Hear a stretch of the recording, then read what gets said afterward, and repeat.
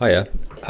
In this module, I'm just going to run through some of the reports that are available as soon as you sort of implement GA4. So some of the reports which are available by default. So in the side here, you'll see the report section, which gives you sort of the default set of reports. You can customize these as well, which we'll go into a bit in another video. But yeah, just going to go over some of the basics. So acquisition is, you can essentially think of that as how your user got to the site. So there are three different sections here.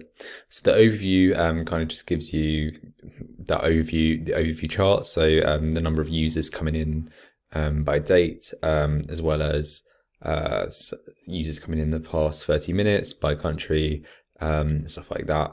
So if we actually click into here, we can drill down into certain sections of those. So here we can see the number of new users coming from each channel. So you've got your typical marketing channels here, like organic search, direct, display, paid search, etc. There are a few more here than there were in Universal Analytics. So they've kind of expanded on some stuff. So for example, like paid video and cross network. So these weren't available originally in Universal Analytics. You can't actually customize these at the moment. So one thing to bear in mind is you're kind of stuck with the system definitions of these, but customizations of this will be coming in due course. It's on the roadmap. So here you can see stuff like the number of new users coming in from each channel, as well as the engaged sessions, which we're going to cover in a separate video, what that actually means. But essentially you get an engagement rate, which is a score of the quality of those sessions and users coming in.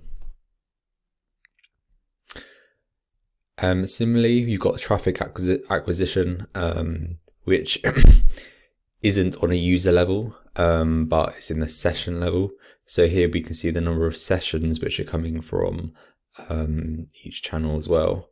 And similarly to the other report, you get the engaged sessions and a few other metrics here.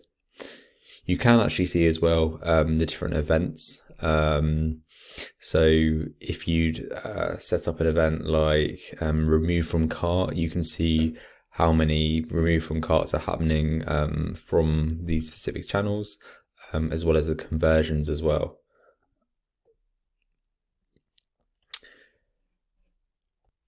I just want to point out a few things that you can do within these reports. So the first thing you can do is add a comparison.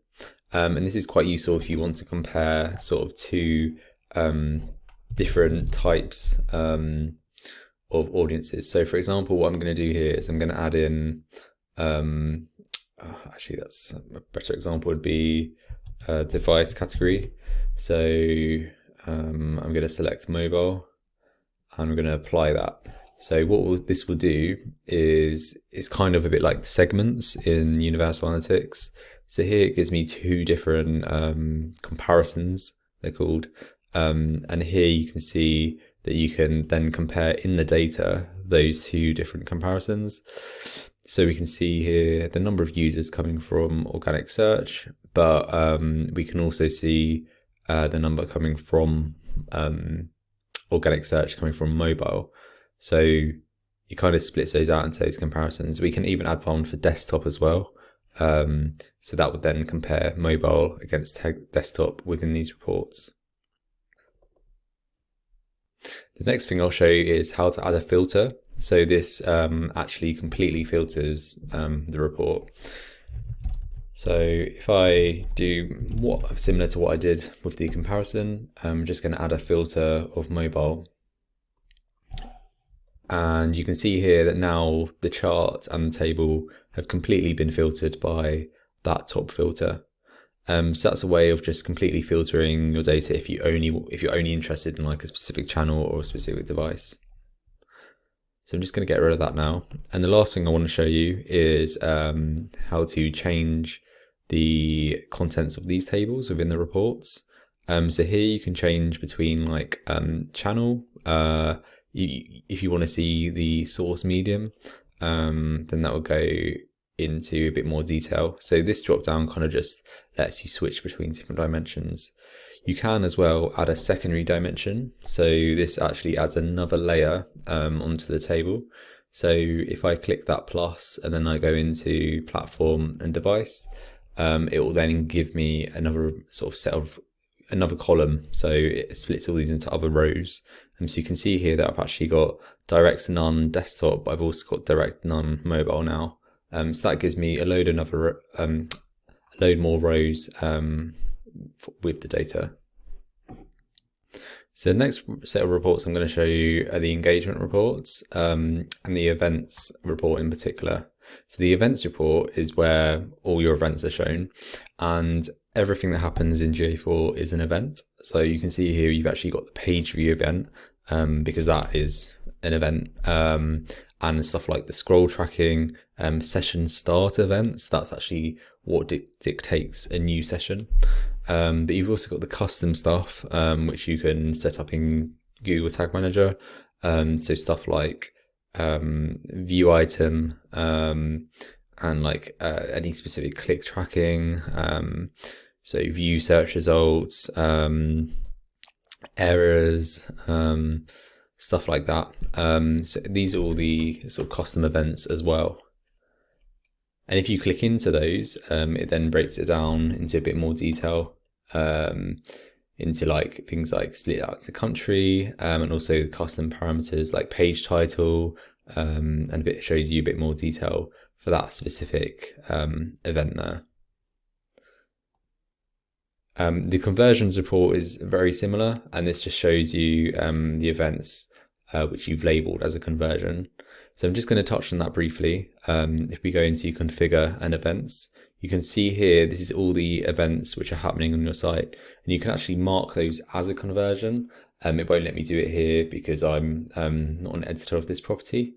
But you can see here just about that this add payment info has been marked as a conversion, and that means it will come up as a conversion in your reports. That will then go into things like Google Ads as well down the line. So just going to look at the pages and screens report. So this is pretty self-explanatory and kind of similar to GA3. You've got your list of pages here. The default is by page title, so it might look a bit different to what you're used to. But you have things like views, and also things like new users, and the number of events which have happened on those pages, and the conversions which have happened on those pages as well. So here you can actually drill down into the events similar to the other reports if you want to, or you could even change this from page title to page path as well, if it makes it easier. And then you can do things like just search and filter here. So if I want to look at all the blog pages, that's probably a bad idea because there's probably no blog pages on this. Anything that has the word Google in it, for example, you can see here that it just filters by those. Next on the list is monetization. This is basically any e-commerce purchase that happens on your site that requires transaction code to be set up in like GTM or on your backend system. So here it just sort of details the items, the views if you've got enhanced e-commerce set up, and add to baskets, etc., and the revenue from the sales. Here you can drill down into things like category as well if you've set that up. You've then also got your demographics reporting, which is similar to GA3. It doesn't look like it's maybe got enough data in this set, or it's been enabled, but you do need to enable Google Signals for this to have data in it. So here at the moment you can see things like country, but it should have stuff like gender, interest, and age as well, which you can then use in like segments and comparisons in other reports.